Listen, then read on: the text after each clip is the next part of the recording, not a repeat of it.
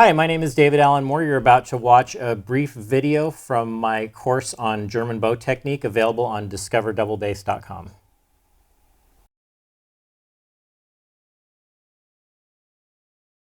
As we actually move into starting with first gestures on the string and the first bow sounds we're going to make with the bow in this course, I wanted to talk about the sound concept and what we're actually going for.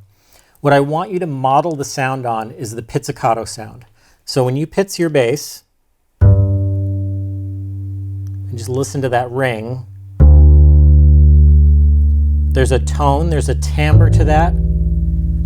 There's also what I would describe as a release envelope, meaning if you can visualize as the note sustaining and as it decays, it maybe tapers off to sort of a point like that. So how you would visualize the shape of that decay.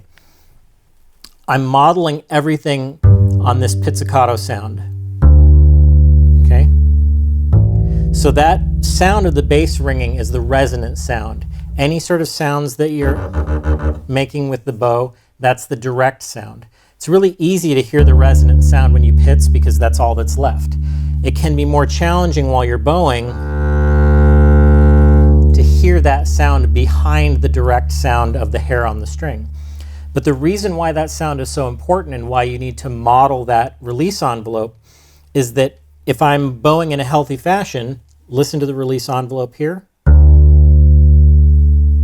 So you hear how that decays. As I go to bow that and release it from the string, same envelope, right? It's the same shape as it goes away. If I'm pressing that or forcing it or using too much weight, you hear when I stop, that sound isn't there anymore. There's no ring after that. So that's why I'm using that as a model for my sound.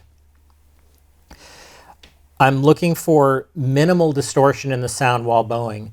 So you can do lots of things with the bow where there is that grit and that kind of sound, but I'm trying to get as close to that resonant sound as possible, whether I'm bowing sul tasto or close to the fingerboard or even closer to the bridge.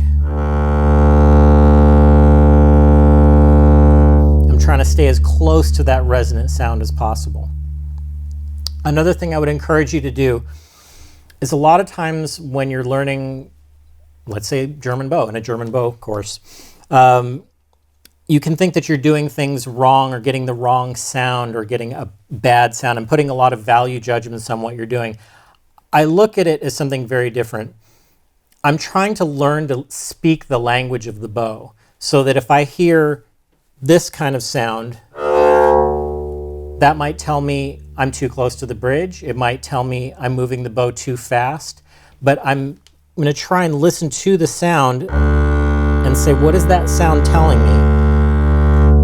At first, you're not going to know. So try moving the variables that you know that you have. You have your location, you have the speed, and you have the amount of weight that you're applying to the bow. So this sound can mean too much weight, and I can solve that by getting lighter, or it can mean not enough speed. And if I open up the speed, then the sound becomes clearer. I'm only going to figure that out by listening for what the bass is asking me to do and what the string is asking me to do, and then experimenting with those variables over time, rather than just saying, I'm not getting contact, so I have to try harder and try to get contact. It's telling me either too much speed or not enough weight at that point.